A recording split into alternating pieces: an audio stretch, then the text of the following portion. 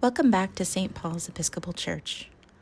On September 19th, 1775, exactly 250 years ago, on the day this lecture was given, over 1,100 farmers, soldiers, merchants, teachers, and laborers departed Newburyport on a secret mission to capture Quebec, led by Benedict Arnold and planned with George Washington. This presentation kicked off a weekend of events that commemorated the Quebec expedition of 1775. Subscribe to this channel to see more events from Museum of Old Newbury, which are funded in part by the Massachusetts Office of Travel and Tourism's Mass 250 grant that we've received, in partnership with the Cushing House Museum and Lowell's Boat Shop. Our speaker is Jack Santos, who will recount the stories of Newburyport's patriots on this daring expedition, the success of which might have precluded the Revolutionary War and made Quebec the 14th state in the new United States of America. Jack, a retired technology executive, Newburyport resident, and local historian with a keen interest in the history of his historic home and Newburyport's wheelwright family, donned hiking boots and packed up his kayak to hike, paddle, and camp along Arnold's Trail through Maine. He followed the diary, maps, and stories of Newburyport soldiers and delivers this presentation as a travelogue of sorts, a trip that you too can do, highlighting historical locations, museums, and displays that you can visit firsthand.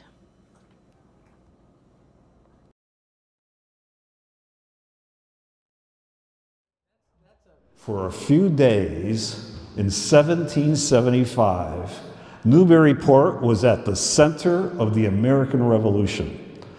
All eyes were on us, or at least all the eyes that knew about this secret mission. It started with Lexington and Concord in April. It was followed shortly after with the Battle of Bunker Hill, and then this gathering of soldiers here in Newburyport. We had the trifecta. The difference, of course, is that there was no battle here. There was no battle that took place anywhere near here, but it was the place where a battle would be staged and prepared for. 1,100 men coming from all directions to Newburyport, about 29 from the local area, Newbury and Newburyport. Many were veterans of the Bunker Hill fight. Many were farmers. They were shopkeepers. Others that wanted to join the cause that had missed the action in Boston. They came to get on the ships in our little shipbuilding town. And the objective was Quebec City, the headquarters of the British presence in Canada. Quebec City was lightly guarded, and the expectations were that in the middle of winter, there would be very few soldiers there to defend it, and many disgruntled French people to help us, because the French had lost Quebec about 15 years earlier to the British. It was at a time when we weren't really thinking about independence. We were thinking about showing the king what kind of trouble he would continue to have if he didn't back off on the taxes and change his view of and respect for the colonies. Had we won and had we conquered Quebec City, there would have been no revolution. My thesis is that the king would have been more open to compromise and would have given the British colonists what they wanted. There probably would have been no United States of America. At that stage in the fight, many of the soldiers still believed that there was an opportunity for reconciliation. We could have lived on as fellow countrymen. It wasn't until 6 months after the Battle of Quebec that Thomas Jefferson drafted the Declaration of Independence, signed on July 4th, 1776, and at that point there was no turning back. In 2015, my wife and I followed the trail of those patriots. We took a car, a tent, a kayak, and used our feet, and reenacted the march, pausing at places where diary entries were made or specific events took place. I did it again this past summer, following the trail in the lower Kennebec River Valley, with a focus on key places that all of you too can visit. It's only a few hours from home. This presentation is meant to describe that trip and the original march to Quebec. So the real purpose, two things, it's history. And it's going to be history from a Newburyport soldier's point of view. It's going to be from the diaries and words of Jonathan Meggs, Benedict Arnold, Caleb Haskell, Dr. Isaac Center, Reverend Samuel Spring, Captain Henry Dearborn, from many of the 29 that came from our area and joined the 1100. And it's also, I want to make this personal for you. I want you to leave here, look at the maps on the table and the books we have, and say, you know, I'm going to go take a trip up there. Maybe it's a day trip, maybe a couple of days, and take it more leisurely and see for myself what this was all about. Because it was our moment in the sun here in Newburyport during the Revolution. Here's our hero before things went south. Benedict Arnold is a name that will live in infamy. At this point in his career and in the history of our country, he was a rising star. In our modern age, we're kind of quick to forget that it was Arnold that defended Lake Champlain valiantly at the Battle of Valcour Island, which incidentally involved another Newburyporter, Edward Wigglesworth. His yellow house, for all you locals, is that ship-shaped roof that sits today on the corner of Fair and Temple Street. Wigglesworth came to be known as the hero of Valcour Island because he led the colonist ships to safety by outflanking the British line of defense. We lost that battle, but we saved the ships. It was Arnold that was instrumental in the colonists' win at the Battle of Saratoga, the battle that convinced the French to join us in a fight that we would have never won without their help. And it was Arnold that managed Philadelphia after a disastrous British occupation, making it the headquarters of the colonies, the first Washington, D.C. It was Arnold that led the expedition to Quebec. But it was also Arnold the scoundrel that in the darkest times of the war made a deal with the British after his betrayal. He even fought with them against the Americans. But let's focus on the early stages of the war. He's still a charismatic leader. He's kind of an up-and-coming George Washington. And it was in Newburyport that Arnold brought together the soldiers and the ships and procured the supplies for the effort. You might even say that Newburyport was like his dedicated grocery store, kind of like a Trader Joe's.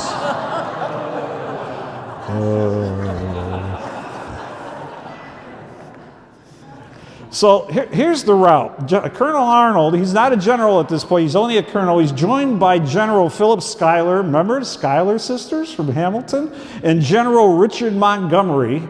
Schuyler took ill, Montgomery took over. Montgomery came up through Montreal to get to Quebec. Arnold was going through the backwoods of Maine, and it was pretty much uncharted territory. The map that Arnold used was from a British military engineer, John Montresor. It was made in 1760 at the end of the French and Indian Wars. It was highly inaccurate, and the effort was significantly underestimated. Why me? Why did I have this interest? Well, you heard, I have an interest in the Wheelwright family. They lived in my house. This house was built about 5 years after the Revolution ended. Abraham, at the age of 18, the owner of the house, the first owner of this house, went south with Washington. His father, Jeremiah, at the age of 43, went north to Arnold. And that's always captured by imagination. Father and son shaking hands going, you go that way, I go this way, we're in this. We are all in on this country. And it's a remarkable story of the Wheelwright family. Jeremiah Wheelwright, he was a school teacher in Ipswich. He was assistant to the commissary of the expedition, Joseph Farnwell. 43 years old. At that time, that was ancient. He shouldn't have been on that expedition. He was a volunteer, which made it even more interesting because as a volunteer, if you're in the military and you're captured by the British, you're a military officer, they kind of go, nice try. We're going to let you go. We'll get a few of ours back. It's okay. No harm, no foul. If you're an enlisted man, you get put in jail. Maybe there's a prisoner exchange, but you still survive if you get caught. If you're a civilian, you're shot on sight because you're a traitor. So not only was he too old to be on that expedition, but he was really putting his life at risk in many ways. He was a civilian, and his aunt, and I firmly believe this, his aunt was Esther Wheelwright. We'll hear a little bit more about Esther. Esther was captured, lived in Wells, Maine, was captured by the Indians, Native Americans at the age of 7, and then turned over to the French Canadians, eventually being adopted by the governor of Quebec. And I really believe, she was in Quebec City, and I really believe that part of his motivation was to see his aunt in Quebec City should they conquer the city and move in. And then the other person we'll be focusing on a lot is Caleb Haskell. Caleb Haskell was a fifer at Bunker Hill. He was pretty young, I think he was 18 at the time, if I'm correct. And he also joined the company of Samuel Ward to go on this Quebec expedition with Arnold.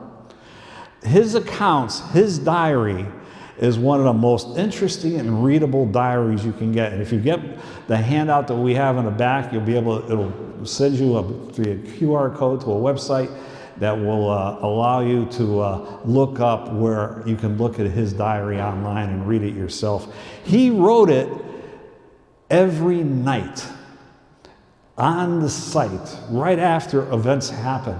So you'll find that each day's entry is a sentence or two, not much longer, but boy, you can tell he was right there.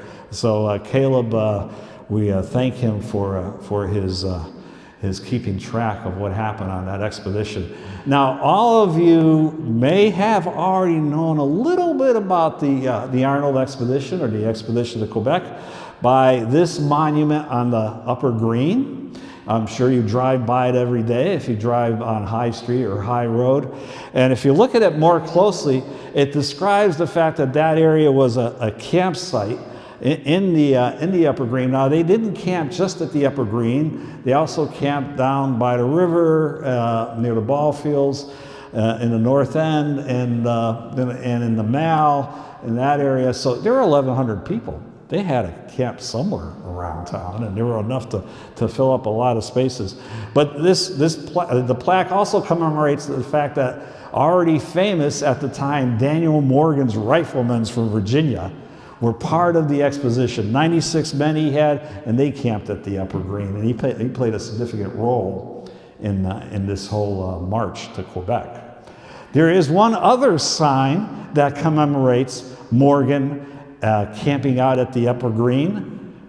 Anybody know where that is? You've probably passed by that one too. Morgan Avenue, where the fire station is in Newbury, and the butchery, if you haven't been to the butchery, Morgan Avenue is named for Daniel Morgan. So they really had an impact in our community.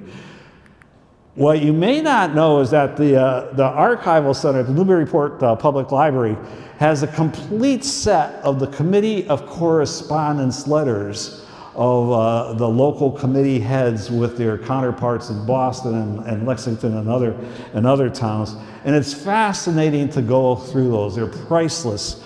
And we knew here in Newburyport that these soldiers were coming. We knew that Washington and Arnold had met in Cambridge. They had come up with this plan. They knew they had Montresor's map, and they decided to kick this off as soon as they possibly could. The Committee of Correspondence, in fact, had made some rules that people needed to follow in the area. Let me see if I could, because I'm going to read this if I have it. Because how many people are here are good at reading 18th century script? How many people were even taught script in school?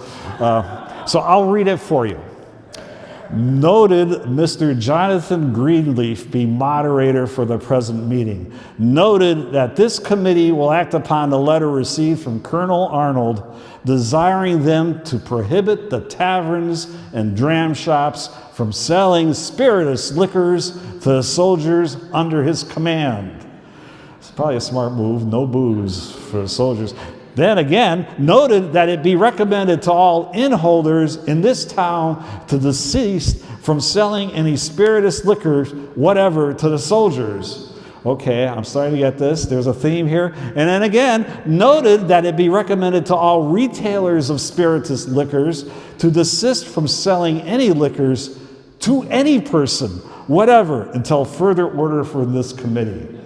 So not only were they kind of worried about the booze flowing for the soldiers and what that would entail, but you could almost tell from the meeting, it kept escalating. They kept talking about it. They said, no, we can't sell it to them. Oh, we can't even let innholders sell it to them. Oh, well, let's not. Nobody can buy it. For that weekend, there's no booze in town.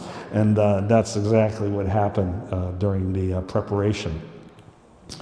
These places were significant, figured prominently in what happened here in Newburyport the weekend of September 19th, or the days of September 19th. Old South at the time had a smaller tower. It wasn't quite as big. It was redone in 1829 and in the 1850s and expanded. But and the entrance was over on, not on School Street, but on the other side. And so it was a little bit different building than it was today, but still the original building. And the Dalton House, Tracy Mansion figured prominently with a lot of parties, a lot of dinners, a lot of send-off. Tracy was a significant figure in the shipbuilding and the ships that were sent out with the Arnold expedition. Caleb Haskell, let's go to his diary. And I'm going to go do this a lot and just pull from Caleb's diary. Sunday, September 17th, attended public meeting, a public worship, heard Reverend Mr. Spring, our chaplain. Reverend Spring was from Tewksbury. He was first time in Newburyport, joined the expedition. Again, he's a big name because when he came back, he became the pastor at what was then the North Church, today Center Congregational Church. On Monday, September 18th, this afternoon, we embarked on board the transports. We had 1,100 men and 11 transports. Thursday, September 19th, this day about 9 o'clock, we weighed our anchors. And they left. So that's the route. That's the route. They sailed out of Newburyport Harbor. Now, you'll often hear some discrepancy. Sometimes we hear 26 men from Newbury and Newburyport. Sometimes it's 10 or 11 ships. In the case of 10 or 11 ships, there was one ship that got stuck on the bar going out the river. That was the Swallow. So the rest of the 10 ships left that ship behind and went ahead. They went past Fort Popham and Fort Richmond on the Kennebec River, on the way to Fort Western, which was their destination, at least their initial destination. And that is the entrance to the Kennebec River from the Atlantic Ocean at Fort Popham. And that's Fort Popham. Now, Fort Popham didn't exist at the time of the Revolution. It wasn't built till the Civil War, 1861. And what I'm going to do in this talk is have that little tourist info sign that this is a great spot to go to. It is really an excellent reproduction. You can walk through it. It's wide open of a Civil War fort, and just fascinating. You can, from it, you can see the picture that I had previously, that the entrance to the river. So Fort Popham was. They sailed right past it, up the Kennebec River, up to Bath, Maine, which is still a major shipbuilding port today. Just like we were a major shipbuilding port back then. And at Bath, what I highly recommend is if you turn around from this view, you will see this view, the Maine Maritime Museum. Another excellent place to stop and take a look around. I was fascinated by this outdoor sculpture because it's pretty much evocative of a tall ship with the mast in the middle and the flags on the mast. So I highly recommend a visit to the Maine Maritime Museum as you're following this march in modern day. This is where Fort Richmond was. Now, by the time the soldiers were sailing up from up the Kennebec, Fort Richmond had been dismantled. There was a series of forts from Fort Richmond on up that were the northern frontier of the colonies. It was to protect us from the French, especially during the French and Indian War. This one was dismantled about the time of the French and Indian War, or the 7 Years' War if you're European, and dismantled around 1755. It's south of Gardner, Maine, on the way to Augusta. And all these sites are really easily accessible because they're just minutes off of 95. Just, how many times have we all gone up 95 and didn't even think about what was there historically and how it tied to Newburyport. In Gardner, Maine, which was really their first destination, was the Reuben Colburn's house.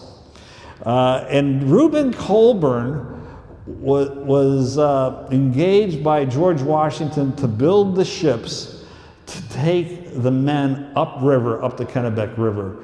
They could only get up as far as Augusta or maybe Winslow with the ships that they were on our ships. So they really had to convert over to something smaller that they could paddle upstream. Hard enough going downstream on these rivers, but they were going upstream. He built 220 ships in about the course of a month and a half. And I'm just going to read to you the George Washington's instructions. This is all available online at the Founders online site. And this is what Washington said to Colburn. Colburn actually convinced him that this whole march was a good idea, and he had the ships that he wanted to get paid, of course, to build. And this is what George Washington told him.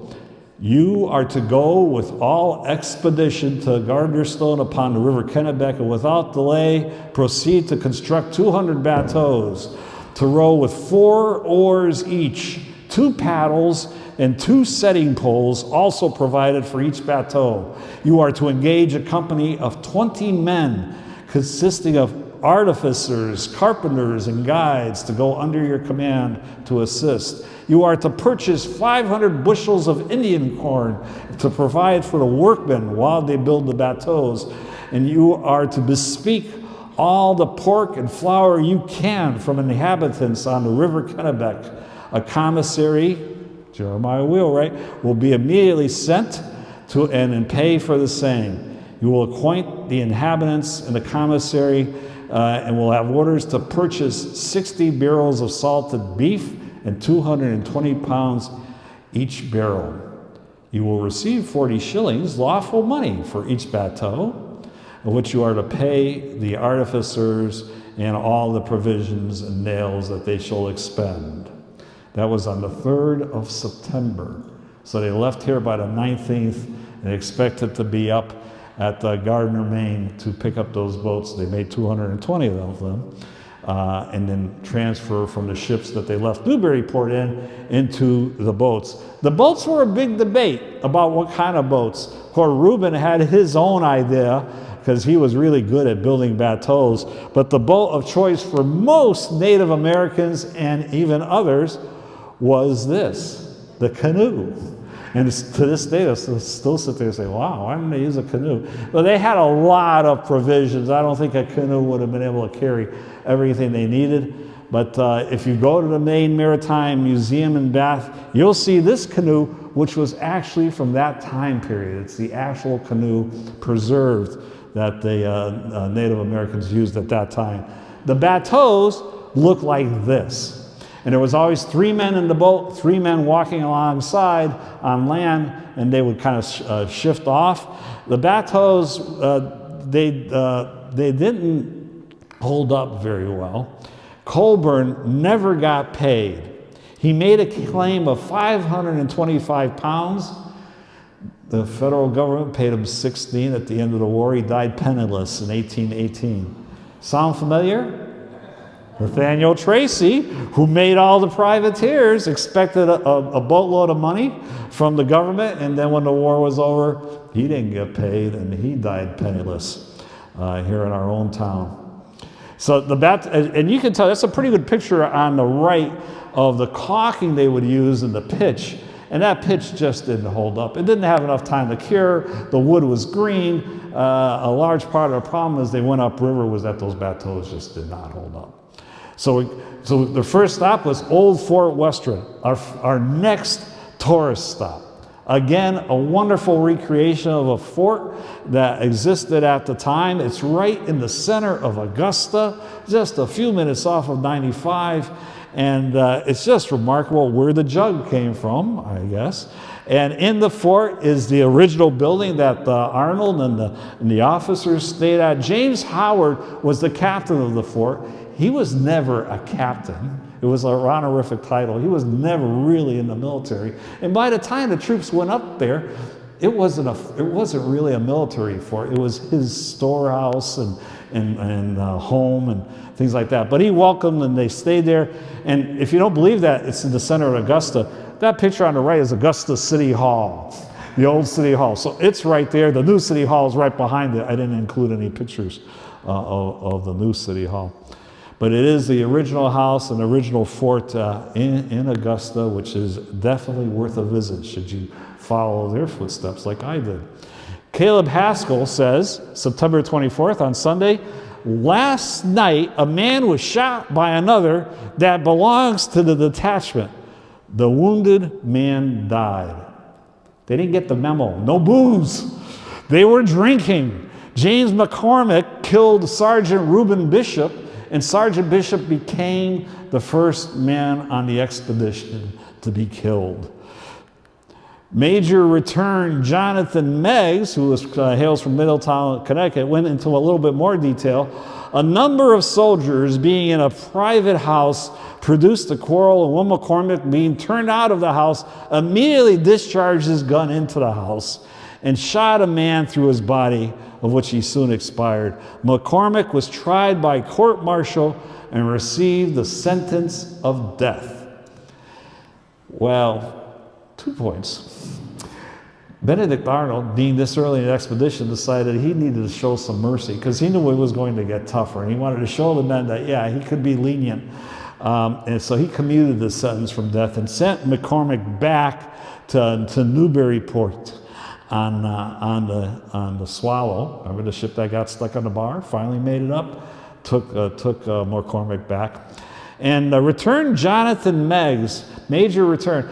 I was a little confused by this. It says Major Return. Is that a title in the military? No, not really. He was a major. His name was Return Jonathan Meggs. And the reason his name was Return Jonathan Meggs, he was in Middletown, Connecticut. He was leaving his wife, and his wife runs out wanting him back, saying, "Return, Jonathan, return." He came back, they had children, and they decided to name the first one Return Jonathan Meggs. That was his father that had that experience.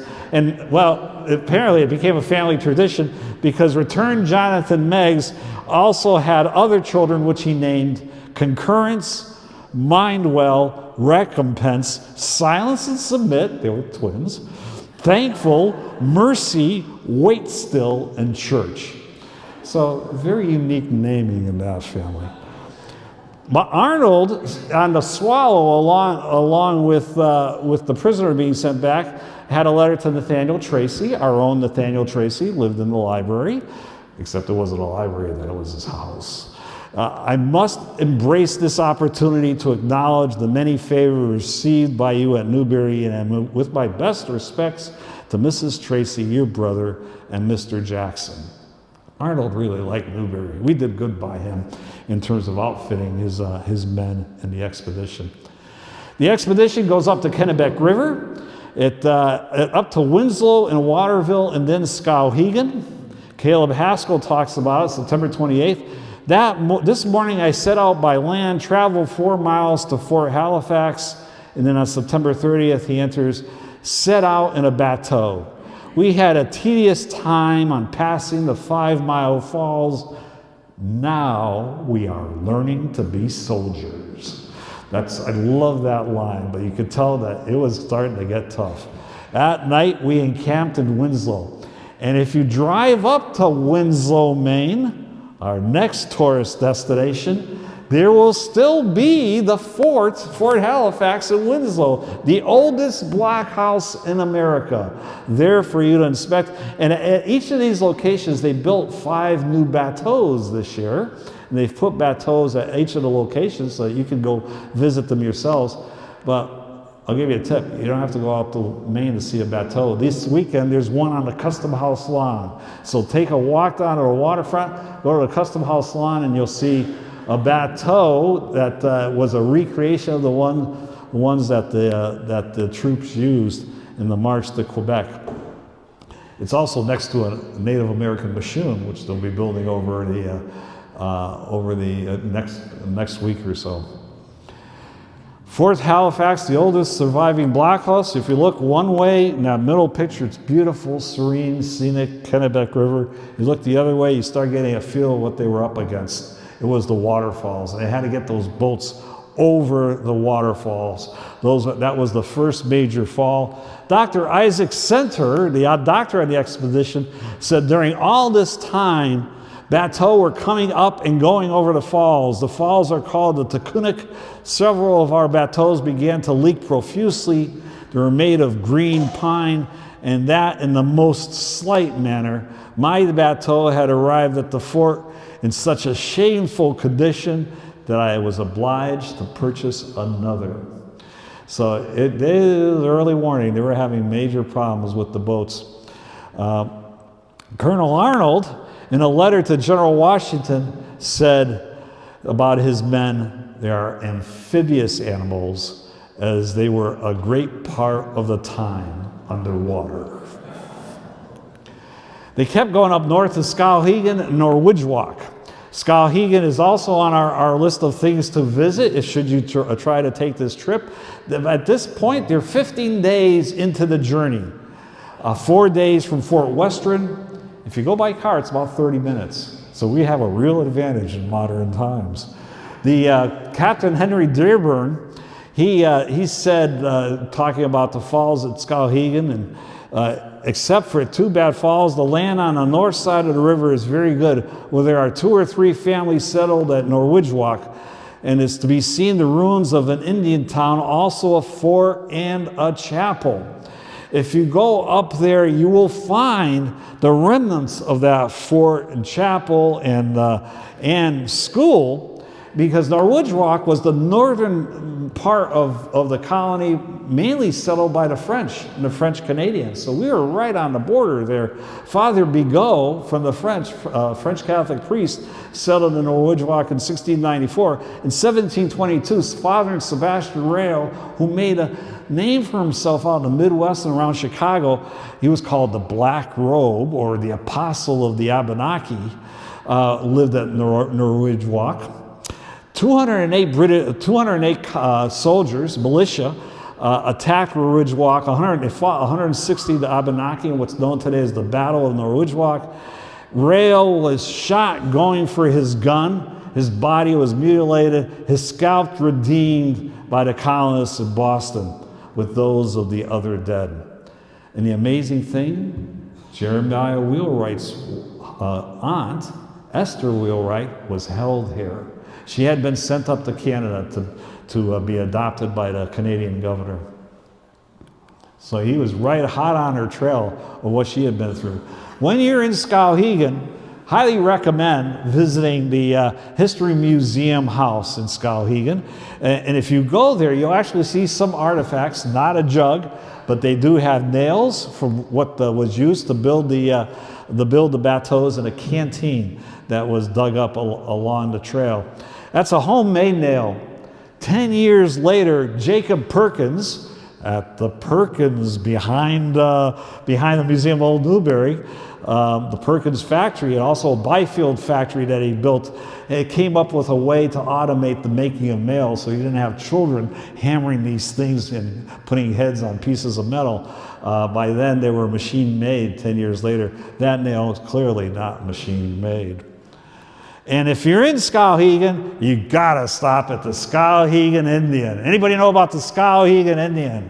Oh, a couple of hands in back. 70-foot tall sculpture made out of wood, put there in 1969. The artist was Bernard Langley's. It's falling apart, as you would expect. You know, the wood's about, 70 years old now. And it's owned by the Chamber of Commerce. They've been trying to pawn it off on the city. Skowhegan will have nothing to do with it.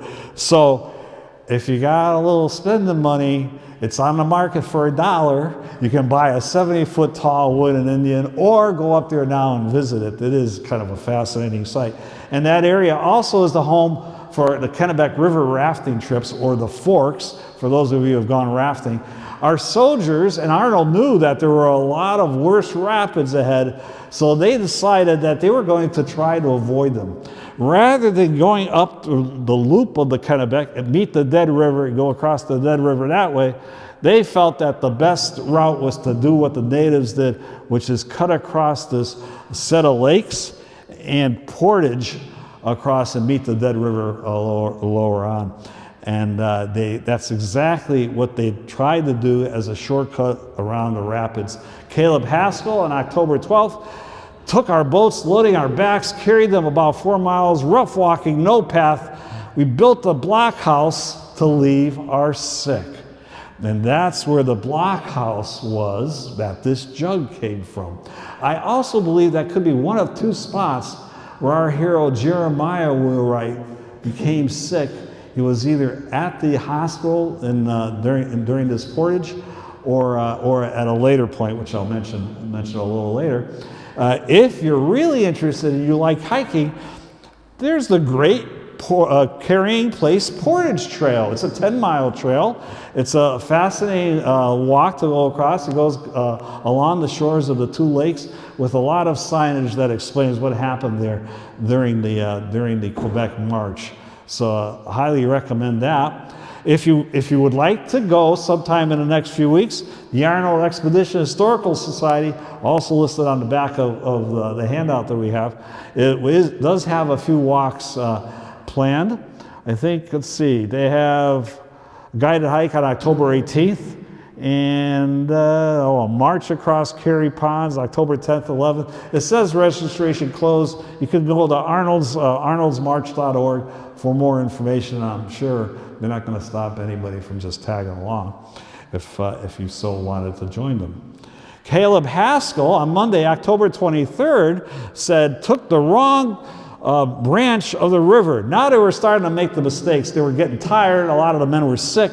They were starting to lose some men. He went 4 miles the wrong way, had to turn around. The provisions were starting to grow short. There was a lot of disgruntled soldiers because of that. On October 10th, they unloaded all as they were going across the trail. We had the second death that took place on this march. Joseph Kirk, and he was helping clear the Great Carey from the Kennebec to the first pond, the East Carey Pond. A tree fell on him, either from high winds or from one being cut by one of his mates during the clearing process. And Mr. Spring, who was mentioned in this quote, our chaplain who went to prayers, is the same Samuel Spring that ended up living the rest of his time here in Newburyport. His portrait normally hangs in the Congregational Church, but you can see it this weekend and for the next year or so. It's part of the Revolutionary War exhibit at the Cushing House Maritime Museum. So they made it over to the Dead River. The Dead River today is flooded. It's called Flagstaff Lake. It's across from all the skiing there, major ski area. They took 16 days to get through this section on Flagstaff Lake. There were 35 days into the trip. If you're going to follow along here, it's only about a 30-minute ride from one end to the other. So, but it really is a fascinating and beautiful area of the country. Those are the Bigelow Mountains. It's across from the Sugarloaf ski area. That was climbed by Major Timothy Bigelow from Worcester. And the Major Bigelow felt that he had to get up there and take a look. Where are they going? Where do they come from? How much more do we have? They're starting to get impatient. They thought they'd be here in 2 weeks, and it's 35 days into the march. Then this spot in particular where I camped was where the spot where Colonel Roger Enos, one of the colonels reporting to Arnold, betrayed the troops and decided to take the men back, take his group of men back, and not just the men, but the food too, which made their situation even worse. Enos was court-martialed, but he was acquitted with much controversy, but it impacted his reputation for the rest of his life. Jeremiah Wheelwright might have made it this far and turned back with Enos. I think that's probably what happened for the commissary at that point. If you follow this trail along the road, it's Route 27 up to the border. Almost every mile and a half, there's a plaque. It's a historical trail now, historical road, and it's just great to stop, read the plaque, enjoy the scenery, and then keep moving on. Just makes for a great trip. It's on the National Register of Historic Places, and the falls keep adding up. Sarampus Falls, Shaggy Falls, Chain of Lakes, until they get to the height of land. The height of land being where the border is, the Canadian border. They had to cross over a set of hills, and they get to the height of land and then drop down to Lake Megantic, and their plan was to take the Chaudière River from Lake Megantic down to Quebec City. The plan didn't go as well as they wanted. There was a lot more land to cover than they expected. The height of land, in those days they called it, it was known as the Great Carry. The Great Carry now is that other land where they portaged across to save some time. Today, it's known as the Terrible Carry, because that's where they lost a lot of people. It was just swampy land. People were getting lost. They were tired. They were short on food. They just didn't know what they were doing at that point. If you go there today, welcome to Canada.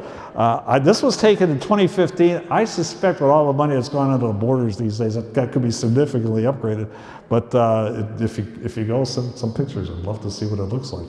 But yeah, that was October 29th to November 1st when the troops finally made it here to that height of land. One of the most definitive, and there's a copy of the book in the front, stories is from a book in The Arundel by Kenneth Roberts. He wrote that in 1933. And I wanted to take an excerpt of that book because there were women on the expedition. It wasn't just men. One of them was Jacataqua, who Aaron Burr, who was a private on this expedition, had met back at Fort Western and taken her with him. A lot of hanky-panky going on there. Aaron Burr, you know, the damn fool that shot Alexander Hamilton.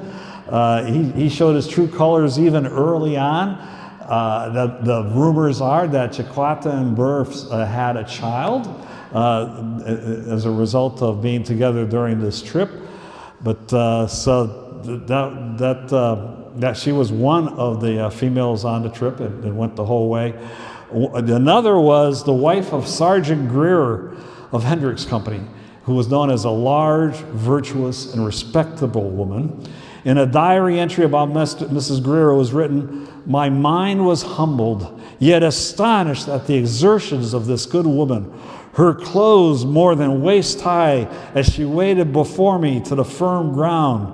No one so long as she was known to us dared intimate a disrespectful idea of her." She was clearly well regarded by the troops and held her own. Newburyport's Caleb Haskell's diary tells us that she died April 18th, 1776, from the accidental discharge of a gun. This was outside of Quebec City after they attacked it, but during the siege before the troops started coming back. The other woman was Jemima Warner. She was the wife of James Warner, a private of Smith's Company. And he was a man, they didn't have a lot of good words to say about him. He lagged on every occasion. From the diary entries, when the woman arrived, it presumed that all the party were up. We were on the point of entering the marsh when someone cried out, "Warner is not here." Another said he had sat down under a tree a few miles back. His wife, begging us to wait with tears of affection in her eyes, ran back to her husband. We tarried an hour. They did not come. Warner watched her husband die under a tree, took a gun, and joined the troops and marched on. She was killed on December 11th during the siege, but before the attack, from a stray bullet. So, yeah, a woman played a fairly significant role in this march as well. So Caleb Haskell on Sunday, October 29th, 6 miles down the stream, very bad traveling, to our knees in water, as Arnold said, they were amphibious. And other entries, I found them by Dr. Center, I found them almost destitute of any eatable whatever, except a few candles, which were used for supper and breakfast the next morning by building it into water gruel. Oh, how disgusting is that? And here I saw some of the footmen who were almost starved. This day, Captain Goodrich's company killed my dog and another dog and ate them. I remain very unwell. That was from Captain Dearborn's diary. Ate part of a hind quarter of a dog for supper. We are in a pitiful condition. And that was Private Haskell, Caleb Haskell, on November 1st. Now, this is an example where history doesn't stay still. We continue to find things and learn things, and even amateur historians like myself keep exploring and digging. Jill St. Ange here in the audience, who was a historian over at Central Congregational, she just recently mentioned to me as she was going through Reverend Springs' things, found that one of those dogs, it was Reverend Springs' dog that they killed and ate. So Reverend Springs sacrificed his dog for the cause. That area today was the 7 Mile stream. It was Native American hunting ground. Today it's the Arnold River, or Rivière Arnold, so now we're in French. And this is Lake Megantic. By this time they found a bark hut near Lake Megantic. Anything could help. Some of them stayed at the bark hut. It was shelter. If you go into Lake Megantic, the city, there's signs, they're all in French, describing the expedition. Even the French revered what happened here. But if you've been to Lake Megantic, and they were primarily at the time French Catholics, which we expected to help us, and we found not so much, because they really hated Americans. They saw Americans as poor cousins, and it was a Protestant Catholic thing going on too, continues to this day in some parts of the world. But so they were some help, but not as much as we expected. Lake Megantic itself, you may remember in 2013 at 1 o'clock in the morning, 74-car train went off the rails. 47 people died. 30 buildings were destroyed right in the center of town. They had to end up demolishing about 40 of them. So that the remnants of that you can still see if you visit Lake Megantic. The route continued, the march continued. It was just a long, hard slog at this point. Not many hills. The river wasn't quite as placid as this. There was a little bit more rapids, but nothing like that I'd already encountered. Even Arnold went ahead to what is today St. George's. Back then it was called Sardigan, and he found food. He rounded up cows that could be slaughtered for meat and saved the day in terms of acquiring more food for the troops at St. George's. And then they got to Quebec City, the last falls on the river before Quebec City. Caleb Haskell at Point Levy, across the river for Quebec City. In the afternoon, we were getting in readiness to cross the St. Lawrence, making spears and ladders, and to scale the walls of the city. It looks something like this. Ice had already been formed, and unfortunately, the other troops coming up from Montreal hadn't arrived yet. So they wisely decided not to scale the walls at that point and hold off until the other troops got there. At this point, when they arrived at Quebec City, they had spent 55 days on the trail. For those of you following along in your car, kayaks, and tents, 3 days. So it's a much easier ride today. The Quebec City, the Redcoats are still there, and it's a quaint city, charming, historical, wonderful place to go visit and spend some time.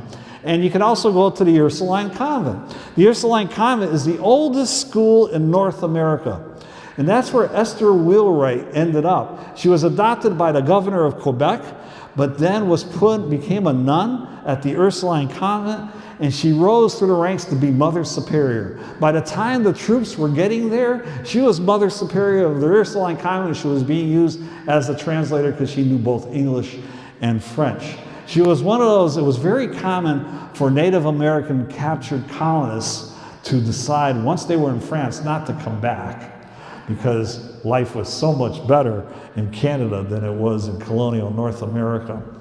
But Esther Wheelwright took on the title of Sister Marie Joseph de l'Enfant Jésus. And there was a lot of effort by the family to try to get her, to convince her to come back. And I really think that Jeremiah Wheelwright was part of that effort to go up there and talk to her. On December 31st, the attack commenced. It was New Year's Eve. Caleb Haskell, by that point, he had smallpox. So he was not in the fighting, but he was nearby and could hear all the action. At 4 o'clock this morning, we perceived a hot engagement at the city by the blaze of cannons and small arms, but could hear no report by reason of the wind and storm, it being a violent snowstorm. Found all my officers and 3 of my messmates and almost all the company taken or killed. By the time they had gotten to Quebec City, they had half the troop strength, probably about 500 people, and then half again were lost in the battle. It went something like this. Arnold attacked from the north with his troops. They crossed the river. They came into the north part of town, and the other troops, Montgomery, came in from the south over the plains of Abraham and attacked from that side. It was very close.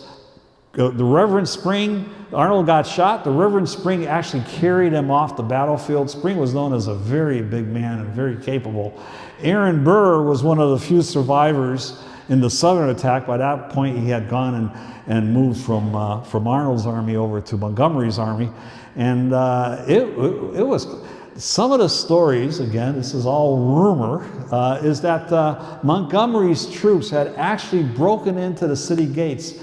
The British were on the run, and they had lost. The locals had taken up arms on our side and were helping us out. And one British soldier turned around, took a shot wildly, randomly, and hit General Montgomery, who fell. The troops panicked, everybody pulled back, and we lost the battle. So it's one of those moments in history. The officers, those buildings are still there today. It's a seminary. They were held here. The enlisted men were held in spots throughout the city. There were many times where they revolted with the treatment that they were getting. And civilians were treated like traitors and shot on sight. The Quebec City was held under siege once we pulled back with our troops until about April or May, when they were resupplied by ships from England, and at that point it was all lost, and the troops started coming back however way they could. Either they walked down through Vermont or the Hudson Valley, or they made their way over to Nova Scotia and took ships back to Boston. Caleb Haskell, Thursday, May 30th, traveled through Boxford and Bradford. About 12 o'clock, he arrived at Newburyport, found all friends well. And just to tie a history to current day, if you go over to 50 Temple Street, there's a sign, Caleb's house, Cordwainer by 1798. Now, I'm not certain, I'm sure the owner of the house did his or her research and confirmed that that was Caleb's home. We do have Ellie Bailey, who does a lot of historical research here in town, and did discover that he did have a house on Prospect Street and also lived some time in Maine. But I'd say that's probably Caleb Haskell's house. And Jeremiah Wheelwright, that's an interesting story. He died January 18th, 1778, from the effects of the Quebec campaign. Now that's intriguing, because the campaign ended, everybody was home by June, July, August of 1776. So a year and a half later, all the written documentation says he died, well, from the effects of the campaign. So all we can guess is he was sick. That's why he turned around either with Enos or from the hospital spot at the Great Carrying Place, and he never really recovered and was sick the whole time. Maybe consumption, not quite sure. So if you want to do this trip yourself, you can do the whole thing. It's very easy to do. You follow Route 27. There's maps and pamphlets in the back you can see, and go over to the travel stop in Maine, just over the border, and they'll have more. Or you can do the lower Quebec, which is much more doable, can be done in a day if you rush it, in 2 days if you do it leisurely, and go visit places like the Skowhegan History House or the Skowhegan Indian, or the forts that are still there, or the Maine Maritime Museum. I highly recommend it. And there are books to read about this. This is all, when you get the handout, you can go to a website that has all this information. Unfortunately, the author of The Howling Wilderness was supposed to, Thomas Desjardins was supposed to be here tonight, but his is a fascinating book on the whole experience. Arundel was by Kenneth Roberts, and this March to Quebec has his notes and detailed history when he did his research. If you're going to do the trail, you can get this one on Amazon, Following Their Footsteps, which is really a trail guide to the Great Carrying Place. That's also fascinating. And that's the QR code, which not only gives you all that, or the roster of who went, a list of the diaries that you may want to read, other reading references, and a copy of the presentation. Pretty exciting march to Quebec, and Newburyport was where it started. And this weekend we're celebrating it. So thank you very much. That's